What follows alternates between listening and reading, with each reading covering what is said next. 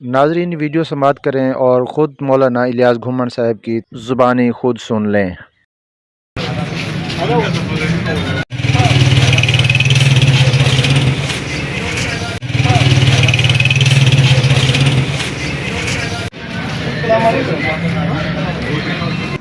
السلام علیکم ورحمۃ اللہ وبرکاتہ۔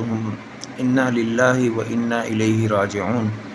ناظرین اور سامعین، انتہائی دکھ، درد اور افسوس کے ساتھ آپ کو اطلاع دی جا رہی ہے کہ آج 5 مئی بروز منگل صبح شیخ الحدیث مولانا محمد ادریس صاحب پر اطمانزئی میں قاتلانہ حملہ ہوا، جس کے بعد ان کو اسپتال منتقل کر دیا گیا، مگر وہ اپنے زخموں کی تاب نہ لاتے ہوئے اللہ کی بارگاہ میں تشریف لے گئے ہیں۔ شیخ الحدیث مولانا محمد ادریس صاحب بہت بڑے معتبر عالم دین اور اکوڑا خٹک جیسے بہت بڑے مدرسے میں شیخ الحدیث سے رہ چکے ہیں۔ ان کی شہادت امت کے لیے ایک بہت بڑا سانحہ ہے۔ اللہ پاک تمام لواحقین کو صبر جمیل عطا فرمائے۔ جزاکم اللہ۔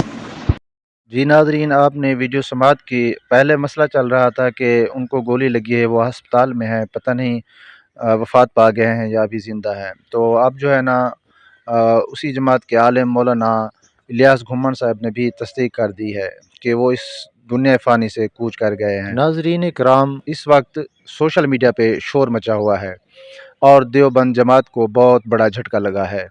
یہ ان کے بہت بڑے عالم تھے۔ اس وقت جماعت دیوبند غم کی لہر میں ہے۔